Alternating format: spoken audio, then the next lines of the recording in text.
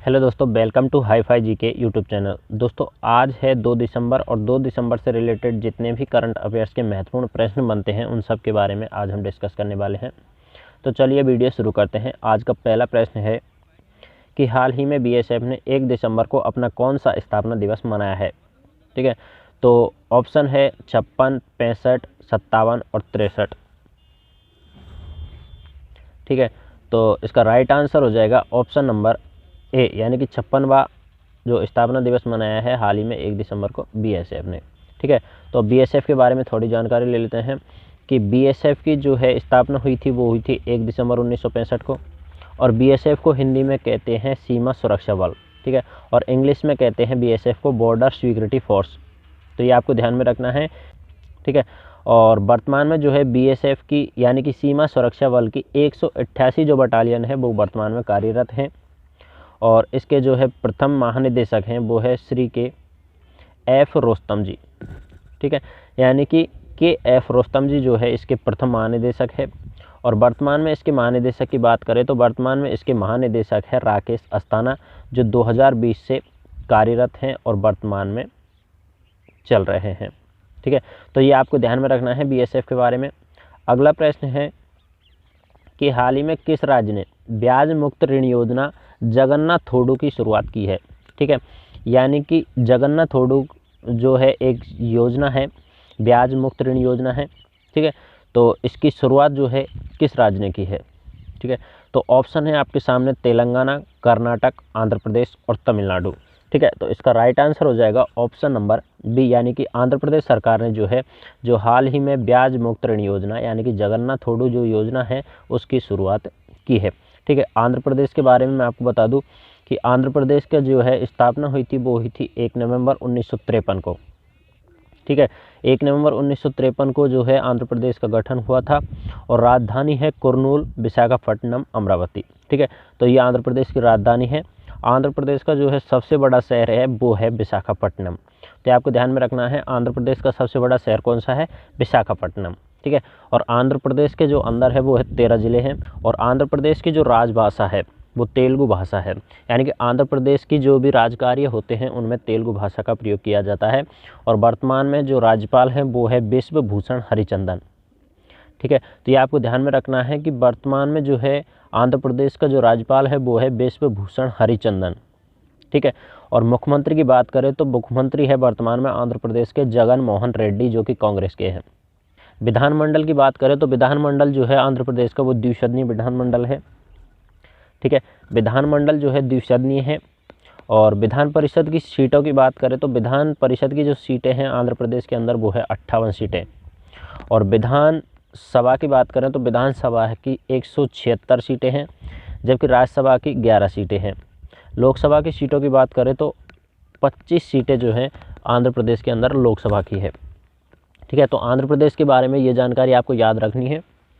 अगला प्रश्न है कि हाल ही में चर्चा में रहा, ठीक है, हाल ही में चर्चा में रहा बोरिंग मेडिकल कॉलेज। ठीक है, वर्तमान में हाल ही में जो है जो चर्चा में रहा था बोरिंग मेडिकल कॉलेज, जिसका नाम निम्न में से किसके नाम पर रखा गया है। ठीक है, तो ऑप्शन है आपके सामने अटल बिहारी वाजपेयी, सरदार पटेल, लाल बहादुर शास्त्री और सुभाष चंद्र बोस। ठीक है, तो ये आपको बताना है कि हाल ही में जो है बोरिंग मेडिकल कॉलेज है उसका नाम परिवर्तन कर दिया गया है। और वो नाम परिवर्तन किया गया है, तो इसका राइट आंसर हो जाएगा ऑप्शन नंबर ए, यानी कि अटल बिहारी वाजपेयी के नाम पर इस कॉलेज का नाम जो है परिवर्तित किया है। ठीक है, और ये बोरिंग मेडिकल कॉलेज जो है वो है कर्नाटक के बेंगलुरु शहर में। ये आपको ध्यान में रखना है कि बोरिंग मेडिकल कॉलेज जो है कर्नाटक के बेंगलुरु शहर के अंदर है। ठीक है, अब कर्नाटक के बारे में आपको थोड़ी जानकारी बता दूं।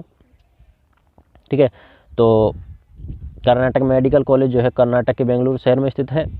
और कर्नाटक का जो राज्य गठन हुआ था, कर्नाटक राज्य का जो राज्य का गठन हुआ था वो हुआ था 1 नवंबर 1956 को।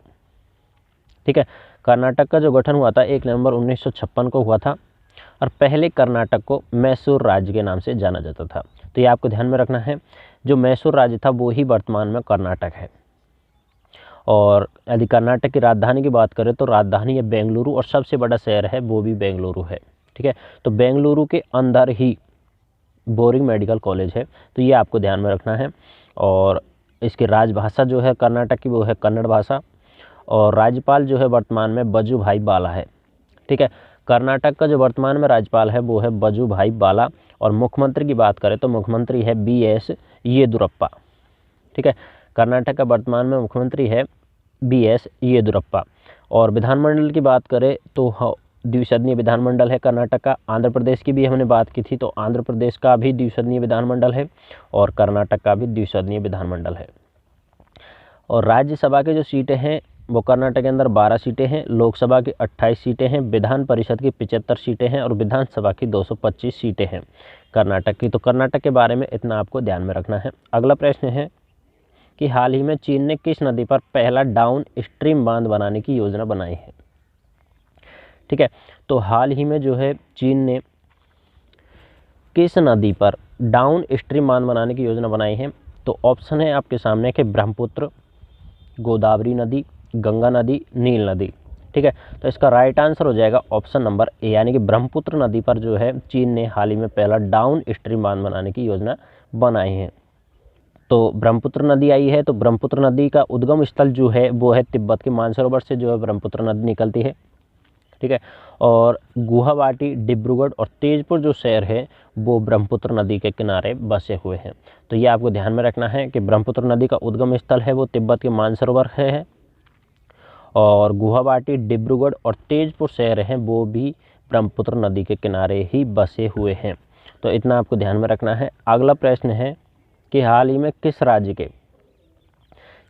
राज्य के मुख्यमंत्री ने ऑर्गन डोनर मेमोरियल का उद्घाटन किया है। ठीक है, तो ऑप्शन है गुजरात, कर्नाटक, महाराष्ट्र, राजस्थान।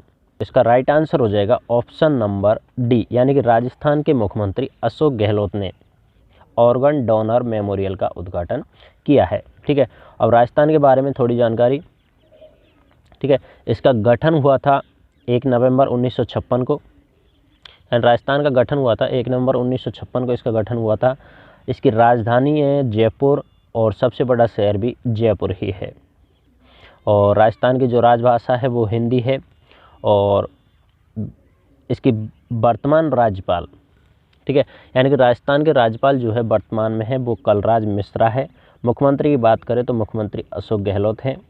और विधानमंडल जो है एक सदनीय है।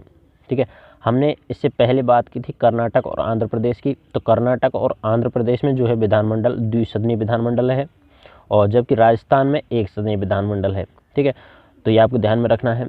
और राजस्थान के अंदर विधानसभा की 200 सीटें हैं, राज्यसभा की 10 सीटें हैं, लोकसभा की 25 सीटें हैं, और राजस्थान का जो उच्च न्यायालय है वो जोधपुर शहर के अंदर है। ठीक है, तो ये आपको ध्यान में रखना है राजस्थान के बारे में इतना सा। अगला प्रश्न है, हाल ही में ICC player of the year award के लिए किस भारतीय खिलाड़ी को चुना गया है। ठीक है, तो ICC player of the year award के लिए किस भारतीय खिलाड़ी को चुना गया है। ठीक है, तो ऑप्शन है रोहित शर्मा, KL राहुल, MS धोनी और विराट कोहली। ठीक है, तो ICC player of the year award 2020 का जो है वो 20 के लिए जो भारतीय खिलाड़ी को चुना गया है वे हैं विराट कोहली। तो इसका राइट आंसर हो जाएगा ऑप्शन नंबर बी, यानी विराट कोहली को जो है ICC player of the year award 2020 के लिए चुना गया है। ठीक है, अब ICC के बारे में थोड़ी जानकारी ले लेते हैं कि ICC का जो है एक सिद्धांत पर कार्य करती है। ठीक है, और वह सिद्धांत है अच्छाई के लिए क्रिकेट।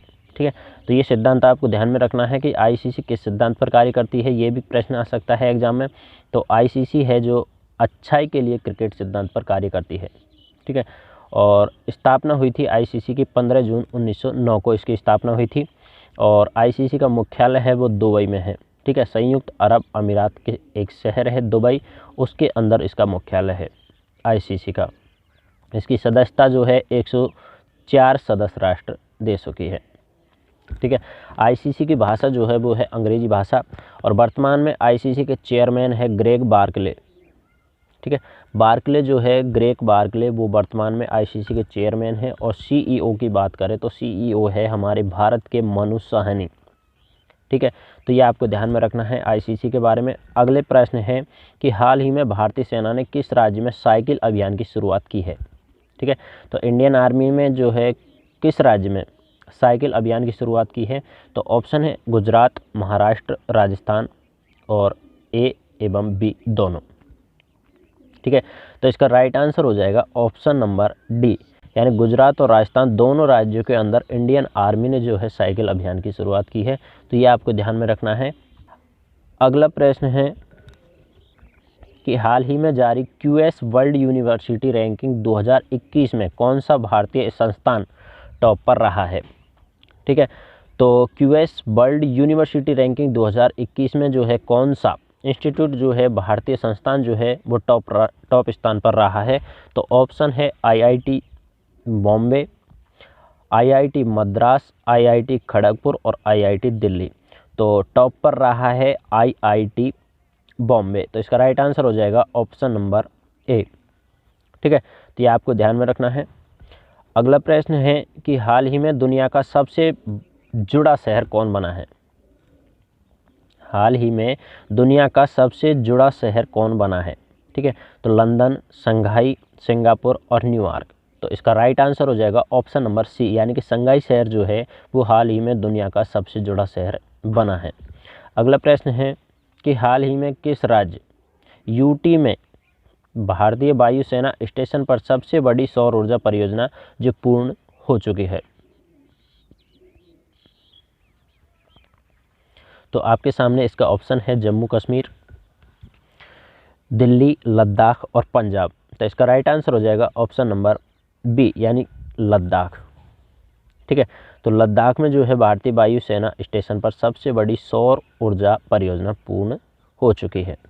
अब यहाँ हम बात करते हैं लद्दाख के बारे में। ठीक है। तो लद्दाख की जो राजधानी है वो लेह है और लद्दाख के अंदर दो ही ज़िले हैं, एक तो लेह है जो कि खुद ज़िला है और दूसरा है कारगिल। ठीक है। उपराज्यपाल की बात करें तो लद्दाख में वर्तमान उपराज्यपाल है राधा कृष्ण माथुर, सांसद है जमयांग सेरिंग नामग्याल, ठीक है, जो कि बीजेपी के हैं। उच्च न्यायालय की बात करें तो लद्दाख का जो उच्च न्यायालय है वो जम्मू और कश्मीर में है। ठीक है। अगला प्रश्न है कि हाल ही में किस देश ने मिशन कोविड सुरक्षा का शुभारंभ किया गया था?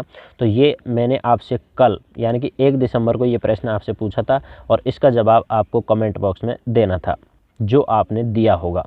ठीक है। तो इसका राइट आंसर हो जाएगा ऑप्शन नंबर जो है सी, यानी कि भारत में जो है मिशन कोविड सुरक्षा का शुभारंभ किया है। ठीक है। दोस्तों, आपने अभी तक हमारे चैनल को सब्सक्राइब नहीं किया है तो प्लीज़ सब्सक्राइब कर लीजिए और साथ में बेल आइकन को प्रेस कर दीजिए ताकि आपको हमारे नए वीडियो की नोटिफिकेशन मिल सके। तो मिलते हैं अगले वीडियो में, तब तक के लिए जय हिंद, जय भारत।